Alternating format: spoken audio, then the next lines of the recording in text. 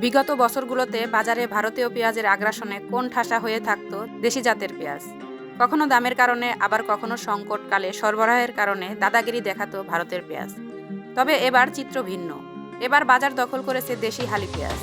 ভারতীয় নাসিক জাতের পেঁয়াজকে টেক্কা দিয়ে গুণগত মান আর দামে চকচকে হালি পেঁয়াজ জায়গা করে নিয়েছে দেশের বড় বড় আড়তগুলোতে। শেখ হাসিনা পতনের পর বাংলাদেশকে নিয়ে ভারতের অপপ্রচার, পতাকা পুরানো ও ত্রিপুরায় বাংলাদেশ দূতাবাসে আগুন দেওয়ার কারণে ভারতীয় পণ্য বয়কটের হিড়িক পড়ে যায় বাংলাদেশে। এছাড়াও চাহিদার চেয়ে পেঁয়াজ উৎপাদন বেশি হওয়ায় ভারত থেকে আমদানি বন্ধ করছে বাংলাদেশ। তাতে শুল্ক কমিয়েও বাজার পাচ্ছে না ভারতের পেঁয়াজ। বাংলাদেশের মতো বৃহৎ ক্রেতা হারিয়ে কতটা ক্ষতিগ্রস্ত ভারত, কেন হঠাৎ অচল হয়ে গেল ভারতের পেঁয়াজ, তা জানাবো আজকের প্রতিবেদনে। ব্যবসায়ীরা বলছেন গুণে মানে সেরা হিসেবে হালি পেঁয়াজ বাজার দখল করেছে। দক্ষিণ এশিয়ার দেশগুলোর মধ্যে বাংলাদেশে পেঁয়াজের দাম সবচেয়ে কম। তবে বর্তমানে যে দাম চলছে তাতে কৃষকও বাঁচবে, ক্রেতাও ঠকবে না।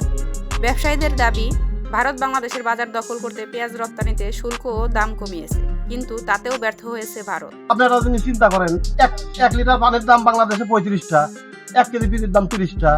ইনশাল্লাহ ইন্ডিয়ান পিস আমাদের লাগবে না, দাদা করে পিস দাদারাই খাগা। আমাদের দেশে যে পরিমাণ পেঁয়াজ উৎপাদন হয়েছে, ইনশাল্লাহ ইন্ডিয়ান পিস আমাদের আদৌ লাগবে না।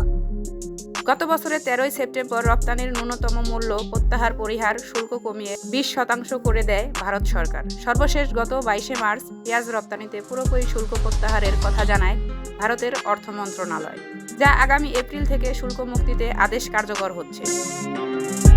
ব্যবসায়ীরা বলছেন, বাংলাদেশে পেঁয়াজ রপ্তানি করতে না পারায় ভারত বাংলাদেশের সীমান্ত এলাকাগুলোতে মজুত করা পেঁয়াজ পচে যাচ্ছিল।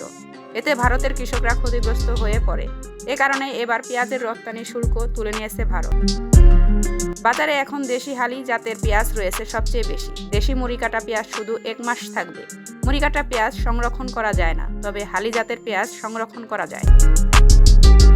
দেশের পাবনা, ফরিদপুর, কুষ্টিয়া ও রাজবাড়ী সহ যেসব এলাকায় পেঁয়াজের আবাদ হয়, সেখানকার চাষিরা হালি পেঁয়াজ সংরক্ষণ শুরু করে দিয়েছেন। এই পেঁয়াজ সারা বছর ব্যবহার করা যায়, ফলে এখন ভারতীয় পেঁয়াজ ব্যবহার থেকে বাংলাদেশের লোকজন ধীরে ধীরে সরে আসছে। এর আগে শুল্ক কমলেও ভারতের পেঁয়াজ বাজারে তেমন প্রভাব করতে পারেনি। সরকারি হিসাবে চাহিদার চেয়ে উৎপাদন অন্তত 4 থেকে 6 লাখ মেট্রিক টন বেশি। সঠিক পরিচর্যা ও সংরক্ষণের অভাব ও নানান কারণে দেশের উৎপাদিত পেঁয়াজের 1/3 নষ্ট হয়ে যায়। ফলে বাড়তি উৎপাদনের পরও চাহিদার ঘাটতি রয়ে যায়। এই ঘাটতি মেটাতেই প্রতি বছর পেঁয়াজ আমদানি করতে হয়।